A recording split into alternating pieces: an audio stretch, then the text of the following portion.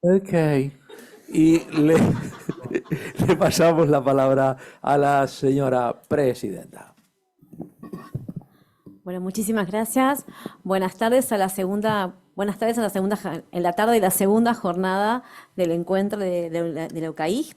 Y le quiero dar la palabra a una también amiga, como ya que Andrea hizo referencia a esa palabra que tanto nos gusta, a María Carolina Estepa Becerra, que está en Colombia. Esta vez no pudo ser de la partida en forma presencial. Ella nos va a hablar de derechos humanos, desigualdad y pobreza en Latinoamérica. María Carolina, son 10 minutos. Muchas gracias, querida presidenta y queridos compañeros. Muchas gracias por la organización de estos diálogos que nos hacen crecer en colectivo de manera maravillosa. Gracias a la inspiración de Ricardo, del querido Ricardo Rabinovich, nuestro gran maestro, y también a Álvaro Fuente Alba, quienes, bueno, y contigo, querida Elizabeth, quienes orquestan y hacen posible este buen encuentro. Bueno, em, el propósito de estos minutos, de conversar estos minutos, y que aquí pongo mi tiempo, es precisamente hablar de los derechos humanos, la desigualdad y la pobreza en América Latina. Hemos venido haciendo varios análisis sobre precisamente todo lo que carecemos en nuestra América Latina, lo que no tienen los pueblos. Y precisamente pues tendremos esta guía que nos va a servir, que son los Objetivos de Desarrollo Sostenible, creados desde las Naciones Unidas en lo que conocemos como Agenda 2030, que una vez fracasaron los anteriores objetivos del desarrollo, los del milenio. El nuevo propósito empieza a ser estos ODS, que entran en vigor para nuestros estados a partir del 1 de enero del año 2016. ¿Cuál es la inspiración que me da cuando empiezo a escribir para participar y para estar en este diálogo? Pues precisamente un escrito de nuestro profesor, el doctor Raúl Gustavo Ferreira, de la Universidad de Buenos Aires, del doctorado en Derecho Constitucional, uno de sus escritos que tiene como título Gobernar es igualar. Y desde aquí el doctor Ferreira hace una reflexión sobre la isonomía, esta igualdad ante la ley, la igualdad de oportunidades y la igualdad sustancial. Esto nos va a marcar varios escenarios de cómo interpretar esta isonomía, esta igualdad, y precisamente una de las grandes barreras, o al contrario, una de las grandes asertividades de los pueblos va a ser la educación. Como muy bien ya lo desarrolló nuestra presidenta, el acceso a la educación va a marcar cambios estructurales en nuestras sociedades, y también el impacto en la educación pública, laica, gratuita y de calidad va a marcar nuevamente brechas importantes al interior de cada una de nuestras sociedades. ¿Cómo marcamos esta igualdad de oportunidades cuando hablamos de los derechos al trabajo, y no solamente de que el Estado tenga una gran normatividad desarrollada frente al derecho al laburo, sino realmente cuál es el acceso y la posibilidad que tiene la gente para estar en un trabajo en condiciones, como lo llamamos desde los derechos humanos, con este adicional de dignidad, ¿no? Y finalmente revisaremos esta igualdad sustancial en lo que reconocemos como la pobreza, si realmente la sociedad es igual de pobre o qué es lo que está pasando. Entonces, ¿quiénes hacen las estadísticas? El Fondo Monetario Internacional y el Banco Mundial, quienes son los que establecen qué es y para quiénes está precisamente generado este establecimiento de pobreza, y es para las personas que logran sobrevivir, pero la pregunta es si esto es verdad o si al contrario es una total falsedad, con 2,15 dólares al día, y esta tarifa fue aumentada el año pasado porque en comienzo, cuando los ODS se establecieron, estaba establecida en 1,25 dólares. Y esto es, todos lo sabemos, pues que nadie puede vivir con una tarifa tan reducida al día. Entonces, ¿qué pretende el Banco Mundial también? Que la ignorancia y la pobreza van a estar ligadas, van a ir de la mano. En consecuencia, la educación va a ser uno de los grandes espacios en donde se va a empezar a reducir la pobreza. ¿Por qué? Pues porque como lo decías tú, Elizabeth, Paulo Freire dice que la educación no cambia a las sociedades, sino cambia a las personas y son las personas las que cambian sus formas de vivir y cambian sus sociedades.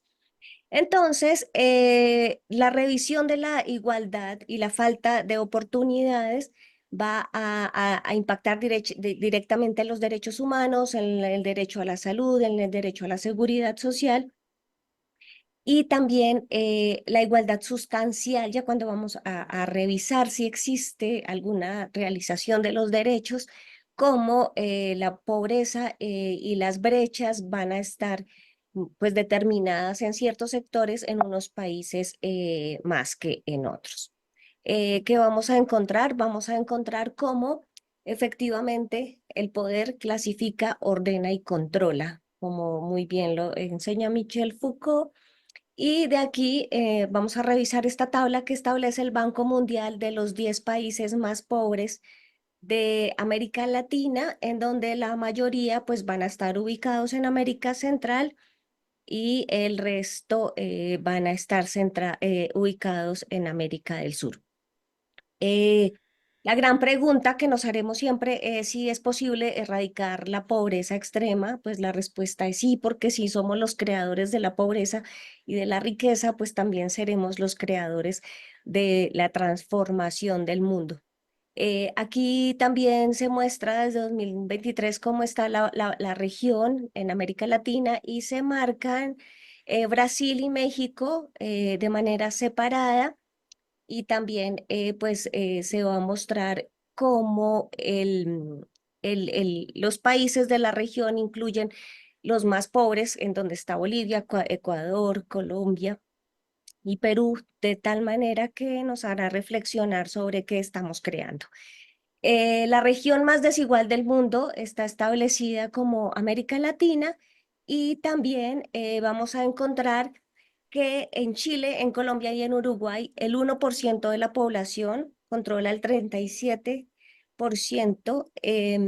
entre el 37 y el 40% de la riqueza total de estos países. Es decir, la brecha está súper marcada. Entre más ricos, los más ricos tienen más dinero y los más pobres cada vez se amplían.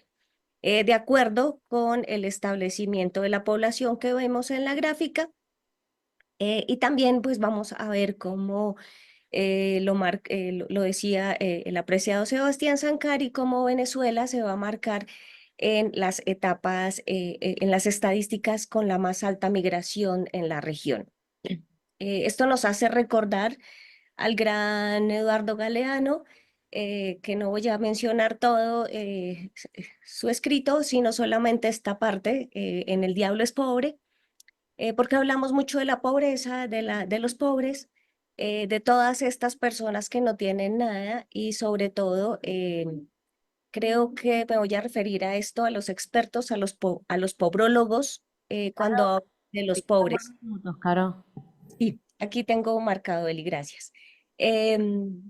Los pobrólogos son los que nos cuentan, los pobres en que no trabajan, que no comen, cuánto no pesan, cuánto no miden, que no tienen, que no piensan, que no votan y en que no creen. Solo nos falta saber por qué los pobres son pobres. ¿Será porque su hambre nos alimenta y su desnudez nos viste?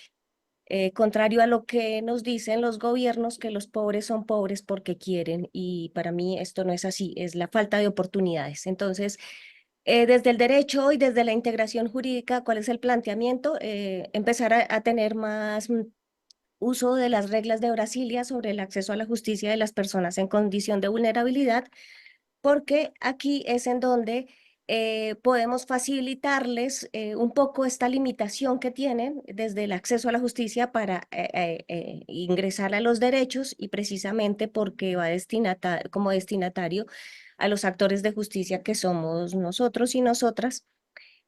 Así es que los desafíos permanentes, me gustó bastante lo que se habló ayer sobre el ius constitucional común en América Latina, aplicar este gran control de convencionalidad y proteger a los derechos humanos, seguir construyendo con optimismo nuestro futuro en amistad y fraternidad y sororidad, revisar cómo tenemos los derechos humanos para los privilegiados y para los pobres solamente a través de, de los modelos jurídicos para que reclamen sus derechos, haciéndoles esta imposibilidad. Revisar, como lo dijo Silvia Giuliani, que sin paz no hay derechos, sin derechos no hay paz. Y también revisar las contrapedagogías de la crueldad, como lo dice Rita Segato, y es cómo fuimos formados en el ámbito jurídico y cómo estamos formando a los nuevos operadores jurídicos frente al uso de los derechos. Entonces, solo me resta agradecerles y recordar que, como lo dice Enrique Bunbury, nos salvaremos juntos o nos hundiremos cada uno de nosotros por su lado. Los de arriba siempre se posan en los de abajo y esto es irremediablemente cotidiano. Así es que gracias por esta unión jurídica y bueno, saudade de vocês, porque así estamos. Muchas gracias, Caro, sobre todo por el manejo del tiempo. Muchísimas gracias. Y bueno, a seguir pensando cada una de las ponencias que están habiendo, que son cada vez más interesantes.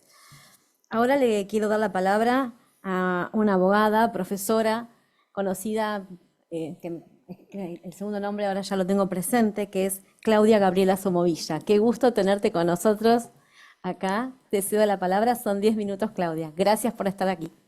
Por favor, buenas tardes a todos. Ricardo, muchísimas gracias por este espacio. Álvaro también. Querida Elizabeth, muchísimas gracias por la distinción para poder estar aquí. Lo mío es un atrevimiento y espero que Ricardo no me eche del Departamento de Ciencias Sociales, más o menos tengo que contarles así. Tres disciplinas que creo que son, si me permiten ustedes, apasionantes: historia, derecho e inteligencia artificial. Y dialogando con Elizabeth, pensamos en esta expresión, ¿no? Pensé en esta expresión sinergia. El término sinergia, uno lo empieza a buscar y puede ver su origen griego, sinergos, y su traducción más fidedigna en cuanto a implicancia o significado es cooperación, es trabajar en conjunto, ¿sí? Es colaborar. Y en latín es una tarea coordinada. En estos tiempos actuales se trata de conceptos relacionados a una labor compartida, ¿no? Porque si la labor no se suma, los logros que se alcanzarían por separado no serían los suficientes o no tendrían la misma implicancia. La sinergia entre la historia, el derecho y la inteligencia artificial puede generar cambios significativos. Ello desde que, según los especialistas en inteligencia artificial, la IA bucea en la historia para analizar patrones y poder predecir cambios, también en materia legal. Decía el maestro Abelardo Levalli, no puedo dejarlo de lado, Ricardo, la historia no se repite, pero se reedita en términos análogos. Y entonces la historia también nos sirve en tiempos de la inteligencia artificial, que creo que a ustedes como a mí nos desborda, ni siquiera la vamos a buscar, los busca ella misma. Lo que hoy rige sobre esa cuestión, los esbozos que se hacen, las regulaciones que se hacen o los proyectos, son el producto del contexto de esta historia en la que hemos hecho. El término inteligencia artificial fue acuñado por John McCarthy, un científico informático estadounidense, que se lo considera en principio a él como el padre exclusivamente de la inteligencia artificial. Año 1956. Una conferencia de expertos en informáticos en matemáticas para discutir sobre la posibilidad de crear máquinas inteligentes, presentó un documento. Su comunicación se titulaba Programas de computadoras para asimilar la inteligencia humana, en el que introdujo la expresión al término inteligencia artificial y sentó las bases para el campo que hoy conocemos. La expresión inteligencia artificial no fue ampliamente aceptada, tuvo resistencia. Algunos, como Turing, habla de máquinas pensantes, autómatas inteligentes, pero la verdad es que se impuso inteligencia artificial, o mejor dicho, las siglas IA. No fue el único, hay otros muchos que marcan un camino. Si me permiten, solo tres para señalar esos aportes que entiendo que nos pueden servir. Alan Turing, 1916-1954, quien en un artículo publicado en el año 1950 define a maquinaria de computación e inteligencia y plantea un interrogante. ¿Pueden las máquinas pensar? Define la inteligencia artificial como una capacidad para hacer 4 actividades: procesar información, aprender de la experiencia, adaptarse a nuevas situaciones, demostrar un comportamiento inteligente. Marvin Minsky, 1927-2016, definió la inteligencia de manera más amplia, una obra posiblemente por muchos leídas o que hemos visto en las librerías, La Sociedad de la Mente, 1985. Consideró la inteligencia artificial que ésta implicaba una sociedad de procesos y de estructuras. Es el estudio de cómo construir máquinas que pueden realizar tareas que normalmente requieren inteligencia humana, como la percepción, el razonamiento, la resolución de problemas y el aprendizaje. Frank Rosenblatt, 1928-1971, desarrolló el perceptrón, modelo de red neuronal artificial que puede aprender y reconocer patrones de datos. Mientras Internet es la infraestructura que permite la comunicación y el intercambio de información, la inteligencia artificial es la tecnología que analiza y procesa esa información para tomar decisiones y realizar tareas inteligentes. Son tecnologías distintas, comparten puntos en común y se integran cada vez más para crear servicios y aplicaciones innovadoras. Aquel 1956, años en el que se acuñó esto de la IA, la situación internacional estaba marcada por la Guerra Fría entre los Estados Unidos y la Unión Soviética. Estaba en pleno apogeo. Europa estaba dividida por la cortina de hierro. La OTAN y el Pacto de Varsovia se enfrentaban. Era un proceso de descolonización en marcha. Indonesia en 1945, India en 1947, Argelia en 1954 habían obtenido su independencia. Tiempo en el que la nacionalización del canal de Suez por parte de Egipto desencadenó otra crisis internacional. Francia, el Reino Unido e Israel intervinieron militarmente. Ocurre la Revolución Húngara contra el gobierno comunista, brutalmente reprimido por la Unión Soviética. Se estaría dando inicio a una era espacial, ese mismo año que comenzaba el lanzamiento del Sputnik 1 por la Unión Soviética. También es tiempo de movimientos por los derechos civiles, como por ejemplo en los Estados Unidos. Dice Andrés Botero en Colombia, donde un artículo reflexiona acerca de las inquietudes y las incertidumbres que nos trae la inteligencia artificial, en lo que tiene que ver efectivamente con la administración de justicia. Estos miedos, esta ignorancia, ¿podrán frenar la llegada de la IA? No. También la IA ha llegado a inquietar las expresiones artísticas. Los vemos en los cuadros. Por ejemplo, en 1960, Víctor Vasarely, La máquina de Turing, un cuadro geométrico que representa a la máquina, un modelo teórico para la comunicación. 1964, Un robot, de Barov, una serie serigráfica que muestra robots y máquinas, explorando la relación entre la tecnología y la cultura popular. O Cyborg, nosotros nos tenemos que acordar, 1970, un cuadro que representa un ser humano fusionado con máquinas, que es la antesala de la película de Alien. Ese impacto también ocupa a la gente del derecho. Decía Borges, la duda es uno de los nombres de la inteligencia. Y entonces, si me permiten, creo que tal vez podemos pensar entre Chile y Argentina, Argentina y Chile, en una red que estudie la cuestión de la historia, el derecho y la inteligencia artificial. Expertos de ambas disciplinas de ambas naciones, que tengan algunos objetivos simples.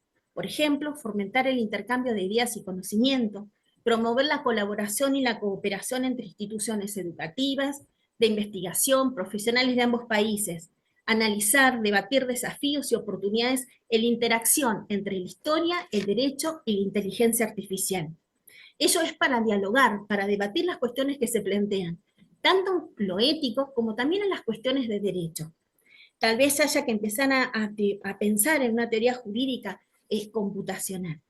Me parece que esa podría ser una salida, algo para seguir encontrándonos o motivando a pensar estas cuestiones. Una historia que nos puede servir como ejemplo y experiencia para hacer un presente para trabajar en algo que no podemos negar, que está y que va a seguir ahondando, tanto en lo que tiene que ver con la administración de justicia como también en la enseñanza. Tal vez como dice Neruda, sembremos la llanura. Muchísimas gracias. Muchísimas gracias, Claudia, por todas estas ideas que nos dejas para pensar y repensar un poquito. Muchas, muchas gracias. Y ahora, bueno, le quiero pasar la palabra a Marco Champani, que está acá al lado mío, compartiendo este encuentro. Marcos nos va a hablar de Abordaje histórico del aporte chileno a los derechos humanos, la Declaración de Santiago y Proyecto de Santiago. Una mirada desde Argentina. Marcos, la palabra es tuya. Bueno, gracias. Quiero aprovechar antes de arrancar para agradecerle a él y a Ricardo por todos los mails, las gestiones y las cuestiones que, lejos de molestar, construyen y colaboran. Nada, sé que el nombre de la ponencia es como rara. Después, cuando vi el horario que me tocó, se me ocurrió cambiarla un poco porque sé que en este momento la insulina sube y el azúcar baja y no tenía ganas de que nos quedáramos dormidos y dormidas. Así que lo que se me ocurrió en estos 9 minutos, va a durar 9 minutos, les prometo, les quiero proponer el tráiler de una película. Les quiero contar una imagen y contarles el tráiler de una película. No es publicidad no tradicional de Cine y Derecho que arranca mañana, sino que la idea es poder compartir con ustedes algunas preguntas. Y cuando estaba mirando el nombre de nuestro encuentro, pensaba, bueno, todos estamos problematizando la integración, ¿no? Y dije, bueno, y si la película tiene un género, me gustaría que no sea problematizar la integración, sino que sea esos problemas que nos integran. Porque generalmente cuando uno tiene un problema con otro, lo resuelve en común. Como hablaba hoy más temprano sobre, bueno, cuando tenemos un vecino, creo que lo hablaba el secretario académico al principio del día, cuando tenemos un vecino, generalmente nos ponemos de acuerdo para solucionarlo, y creo que puede ser un buen lugar para partir, o un buen punto interesante para pensar, bueno, ¿qué cosas tienen Argentina y Chile y la región? Pero por lo pronto la peli va de Argentina y Chile, es como la de los uruguayos que chocan en la cordillera, pero un problema que tenemos y sobre el cual nos creamos, y acá viene el dato histórico de la Convención de Santiago, es la libertad de expresión. ¿Por qué un problema? ¿Por qué lo creamos?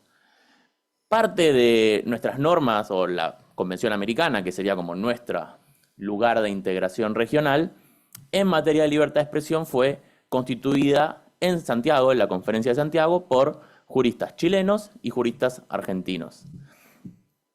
Parte de la redacción que tenía esa convención preveía la prohibición de la censura y el derecho a réplica.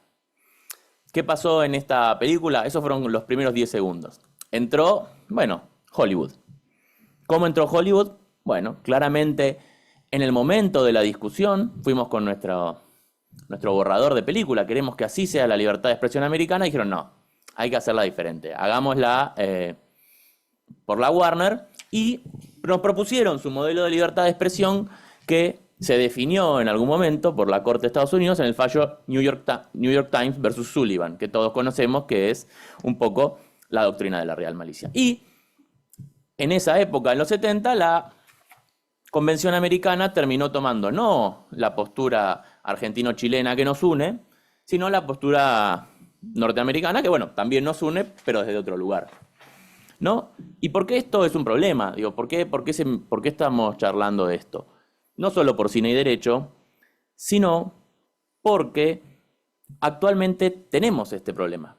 Digo, ¿qué nos pasa con aquellas cosas que se dicen todo el tiempo? ¿No? De un tiempo a esta parte asistimos a un momento histórico en el cual las preguntas sobre lo que se dice, cómo se dice, la forma en lo que se dice están todo el tiempo. Bueno, en el caso argentino, todo el tiempo hablamos de cómo se dice lo que se dice, ¿no? Aunque parezca un trabalenguas. Y esto, lejos de ser un problema, por lo menos en el caso argentino y chileno, se intentó darle otra solución. Se intentó regulaciones diferentes, desde diferentes maneras, que fueron respondidas otra vez por la Corte Interamericana en 2 fallos que también los deben conocer, que son Bray y Kimmel, en los cuales nos dijeron a nuestros sendos estados la misma respuesta. Esto también nos hermana, ¿no? Nuestro órgano nos dio la misma respuesta. No. La respuesta a la libertad de expresión es New York Times versus Sullivan, es decir, la teoría de la real malicia. Digamos, si no lo hizo a propósito para dañar, no pueden restringir, discutir, replicar, exigir alguna reparación. Ahora, bueno, esto está buenísimo. Está buenísimo para los 60, pero justo cuando estaba poniéndome a escribir parte de esta ponencia, debo decir que el título debería haber cambiado, debería haber mandado otro, a la mitad. Dije, bueno, pero la regla que plantea la Corte Interamericana. La regla americana que nos integra es la real malicia. Siempre libertad de expresión, salvo que haya real malicia. Bueno, la excepción a la regla es la real malicia. ¿Y qué pasa o qué nos pasa ahora que la real malicia es la regla? O sea, asistimos a un continente en el cual mentir y decir cosas con la intención de dañar es la regla, ¿no? Y cómo nos juntamos para pensar la realidad cuando la comunicación ya no habla de los hechos, sino habla de dañar. ¿Cuál es la libertad de expresión o cómo se piensa la libertad de expresión en un contexto en el cual la regla o la excepción a la regla se transformó en la regla que pretende proteger? Digamos, y acá este es el nudo, ¿no? Acá llega el momento, el minuto 3:30 del tráiler. No hay superhéroes, lo siento. Estamos nosotros, que no sé si me tranquiliza o me preocupa, pero bueno, como medio biográfica. Bueno, ¿qué hacer cuando la teoría de la real malicia es la respuesta a la libertad de expresión? O el límite de la libertad de expresión. Y acá hay un punto que me parece interesante para pensar, porque esta discusión no es nueva. Y aunque pueda ser preocupante, es la misma discusión que estuvo en un contexto parecido, no cuando entró en crisis o está un poco en crisis el modelo, no sé ya qué capitalismo es este, pasamos del postindustrial de plataformas o el que quieran, pero cuando pasó de la primera revolución a la segunda, es decir, en la década del 30. Esta misma discusión vinculada a la publicidad y la intención de dañar en los medios de comunicación estuvo en la década del 30 y en el 40. Ante, ya no voy a hacer referencia, esos mismos que ayer hicieron conejitos en internet, ¿no? Y esta discusión vuelve y nos vuelve a parecer, bueno, ¿cómo hacemos para que no repetirlo? En esta discusión, en ese momento, la postura que ganó fue New York versus Sullivan de, no, bueno, la libertad de expresión, que es la postura, ni bien ni mal, la postura más anglosajona, más norteamericana, en la cual, perdón, no norteamericana, estadounidense, porque México no tiene esta postura, en el cual la libertad de expresión es el principal valor de la democracia. Es decir, si no hay libertad de expresión, no hay democracia. Ahora, ¿qué nos pasa a nosotros y nosotras que vivimos en un continente a la casa de los espíritus, digamos, ¿no? En el cual no es que nuestra unidad, nuestra integración, nuestro pasado es sencillo. Digamos, ¿qué regla queremos aplicar para resolver este problema? O no aplicamos ninguna, pero generalmente cuando no aplicamos ninguna, la historia se repite otra vez, volviendo al Valle, como, espero que no como tragedia. Ya fue una tragedia, no creo que sea. Bueno, es medio payasesca ahora, pero me parece peligrosa también. Ahora, ¿qué hacer con esto? Bueno, y entonces empecé a pensar, bueno, ¿cuál es la respuesta? Y ahí no creo que haya una respuesta, pero sí hay alguien que hace algo parecido, y acá viene lo germanofílico que dijo Ricardo antes de mí. Tenemos otro país que le pasa lo mismo o que hizo algo parecido que los nuestros, que es no más ni menos que poner campos de concentración en su país y mandar a una gran parte de su población allí. Pero en esos países, para que no se repita lo que ocurre, la libertad de expresión no funciona así. La libertad de expresión es la libertad de expresión de una democracia que se defiende. Y acá está la pregunta que yo quería traernos para integrarnos.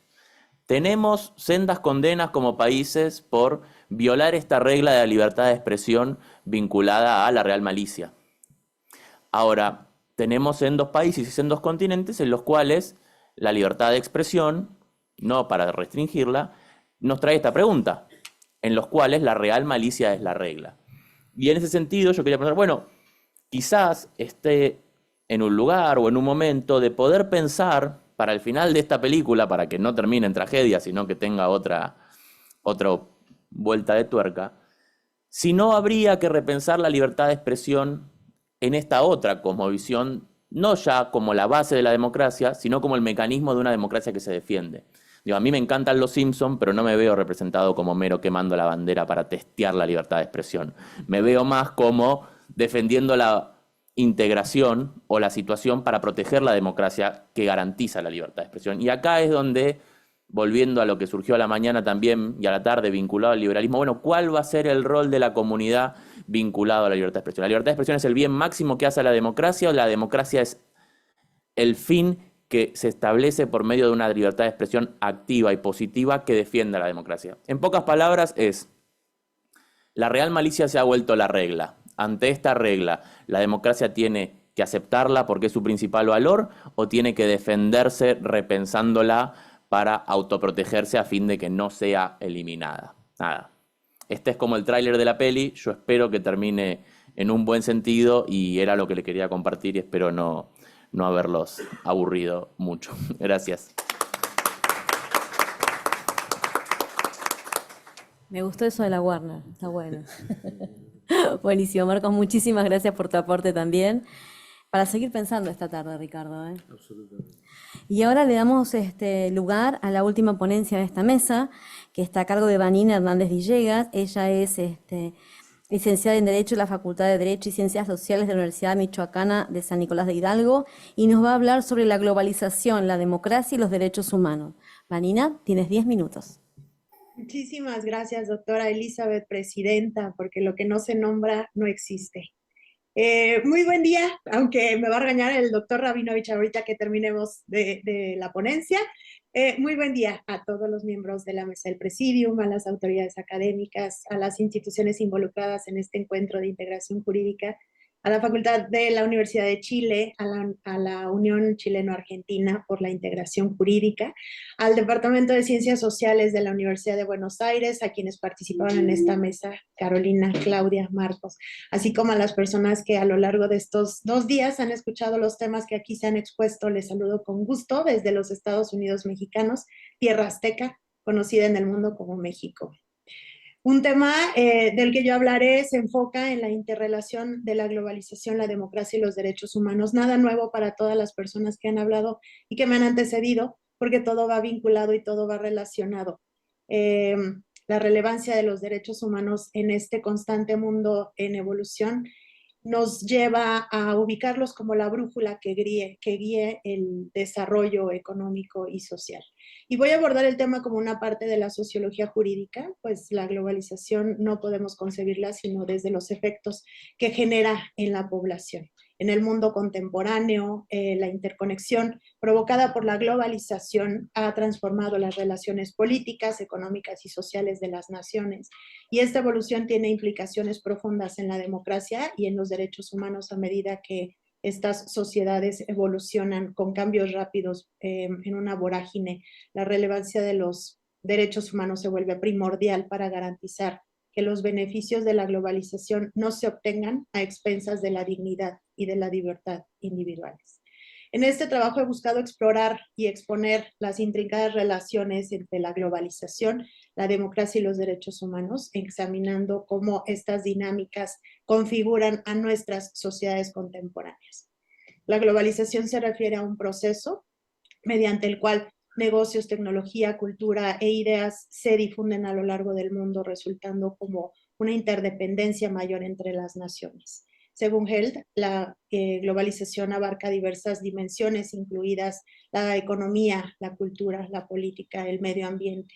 Mientras que la globalización económica facilita el comercio y la inversión, la globalización cultural nos permite este intercambio de ideas y valores que ha sido la fuerza impulsora del aumento de la riqueza y la pobreza en todo el mundo. Pero cuando se desconoce la necesidad natural del intercambio que surgen estos problemas a partir de una negativa fundada en el nacionalismo exacerbado y con actitudes de racismo, odio, acepciones como la gentrificación que son vistas de manera no necesaria y antinatural.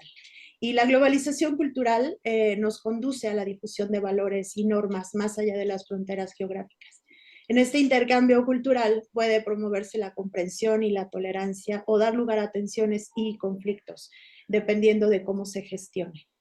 El auge en las corporaciones multinacionales ha llevado a un crecimiento económico significativo en algunas regiones, pero también ha resultado explotación e inequidad en otras. La globalización política, sin embargo, implica la difusión de ideas e instituciones políticas, incluida la democracia y los derechos humanos. La democracia no es simplemente vista como un sistema político, sino como una forma de vida que promueve libertades individuales, participación y, sobre todo, responsabilidad. Sin embargo, debemos puntualizar los procesos de globalización que se plantean desde los desafíos significativos para la gobernanza democrática. Uno de los impactos más significativos en la globalización sobre la democracia es la erosión de la soberanía nacional. A medida que los países se vuelven más interconectados, las decisiones son tomadas a nivel internacional y pueden anular leyes y políticas nacionales. En respuesta a estos desafíos planteados por la globalización, algunos gobiernos han adoptado medidas autoritarias para mantener el control. Hoy, Latinoamérica tiene muchos ejemplos de ello y el aumento de líderes populistas que prometen proteger los intereses nacionales a expensas de las democracias es una tendencia preocupante. La globalización ha permitido una comunicación y colaboración entre activistas y organizaciones de derechos humanos en todo el mundo, y su auge en las redes sociales y las plataformas nos permite la denuncia en tiempo real de abusos de los derechos humanos, movilizando el apoyo. Por ejemplo, el efecto que tuvo el movimiento Me Too y las huelgas climáticas globales como una interconexión que puede ampliar las voces de las demandas de justicia. Y a medida que la globalización sigue evolucionando, el futuro de la democracia y los derechos humanos permanece incierto.